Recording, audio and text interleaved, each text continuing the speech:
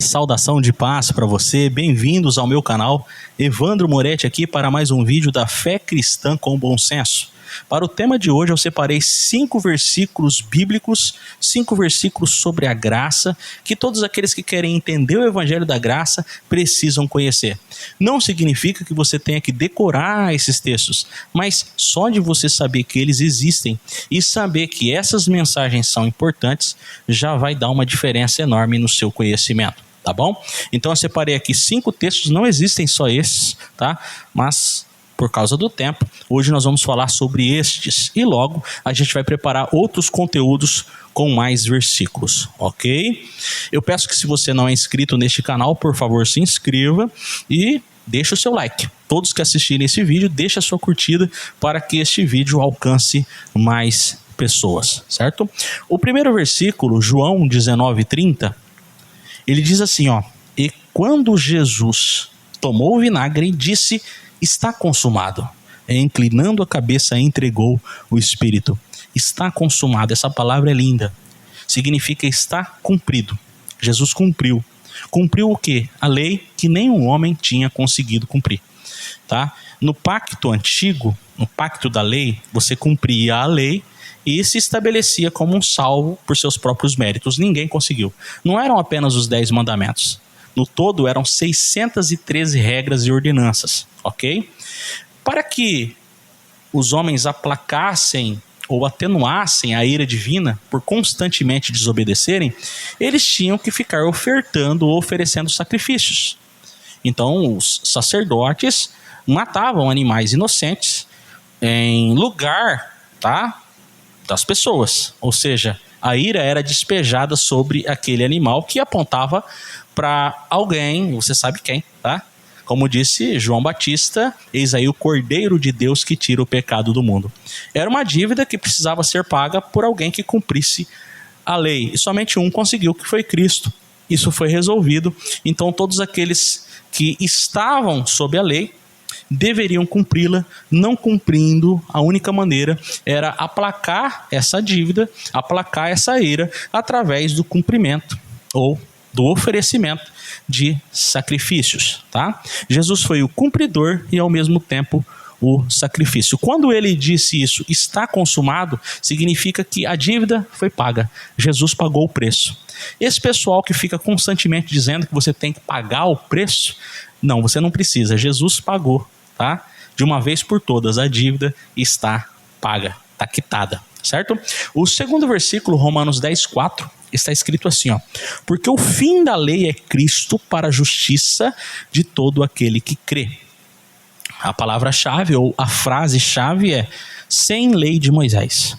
Tem muita gente que tenta resgatar a lei de Moisés e inserir na igreja, uns por maldade, outros por ignorância. Tá? Tem aqueles textos antigos lá que eles usam. O dízimo é uma dessas palavras ou uma dessas regras, né? O sábado, por exemplo, é outra. E outras coisas mais. Esses dias eu vi uma igreja ou um ajuntamento, né, religioso, porque a igreja somos nós. Mas eu vi num templo as pessoas colocando uma réplica da Arca da Aliança, que era aquele utensílio que ficava no tabernáculo e depois no templo, que representava a presença de Deus. Fizeram uma réplica e colocaram lá, tá? Para as pessoas tocarem e serem abençoadas. Num claro objetivo de resgatar coisas da lei. Meus irmãos, o texto diz que o fim da lei é Cristo. Aí muitos querem dizer que o texto significa que a finalidade da lei é Cristo. Se você ler não somente o versículo 4, mas também o versículo 5, 6, 7, ali está claro que a lei de Moisés, ela, lógico, teve o seu papel, que se cumpriu em Cristo, e em Cristo está resolvido o problema da lei de Moisés, ok? Nós não precisamos mais resgatar essa lei, certo? O fim da lei é Cristo, certo? O outro texto, ou o terceiro texto, o terceiro versículo, Apocalipse 19:13, que diz o seguinte: estava vestido em uma veste tangida de sangue, e o nome pelo qual se chama é a palavra de Deus. Jesus é a palavra de Deus, tá? Jesus é a palavra. É importante que a gente entenda a diferença entre o livro e a palavra. a palavra, ela não é aquele livro que a gente chama de Bíblia, tá? A palavra é uma pessoa, que é Cristo. Então, por mais que a Bíblia tenha sido inspirada, a gente precisa saber que ela foi inspirada para resolver muitas coisas e situações locais e que não precisam mais na atualidade, ou seja, muitos textos caíram em caducidade. Se você pegar o todo da Bíblia e querer trazer novamente textos que foram para uma época, você vai estar cometendo o erro que, por exemplo, Jim Jones cometeu quando obrigou as pessoas pela Bíblia a tirarem a própria vida. Então a Bíblia pode ser um livro extremamente perigoso, porque ali está escrito que você pode, por exemplo, matar pessoas que não têm a mesma fé que você. Eu já falei isso em um vídeo, tá? Havia uma ordem expressa para que aqueles que não fossem da mesma fé de Israel fossem mortos, certo? Então o que a gente precisa entender? O livro, ele tem uma inspiração que, passada a épocas que foram úteis, tá? Passou-se o tempo, a revelação Cristo chegou. É essa revelação que importa, ele é maior do que o livro, e tudo aquilo que está no livro que não bate com o Espírito de Cristo deve ser cancelado, tá? Então é importante saber que esse cancelado não significa que você vai rasgar páginas da Bíblia. Não, você não precisa chegar a isso. Só significa que aquele texto ele vai servir como história, como cultura, mas não deve mais ser aplicado na sua vida, tá? E entender que Cristo é a palavra elimina um monte de medos nas pessoas, que às vezes veem textos absurdos da Bíblia e pensam que é para nós. Não, não é, ok? O quarto texto, Efésios 1:3, que diz o seguinte: bendito Deus e Pai de nosso Senhor Jesus Cristo, o qual nos abençoou com todas as bênçãos espirituais nos lugares celestiais em Cristo. Antes eu queria explicar aqui, porque já me perguntaram, eu fiz um vídeo no TikTok e o pessoal me perguntou. Vocês notaram que essa unha minha aqui está preta. Aí vieram me perguntar se era algum ritual, algum ocultismo. Até isso o pessoal quer saber. Não, isso aqui foi uma madeira que caiu, tá? E isso aqui tá preto porque é sangue prensado, tá? Provavelmente essa unha vai cair. Então não tem nada de místico aqui não, ok? Então aqui no texto de Efésios 1:3, tá? O que nós temos como palavra-chave? Abençoados.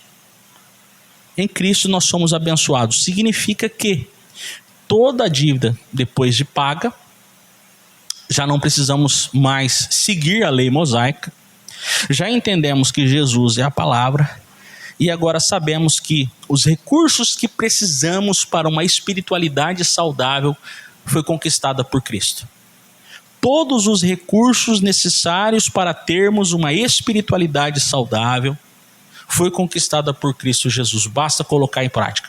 O que você precisa? Você precisa de mais equilíbrio, mais calma diante de um dia terrível e difícil?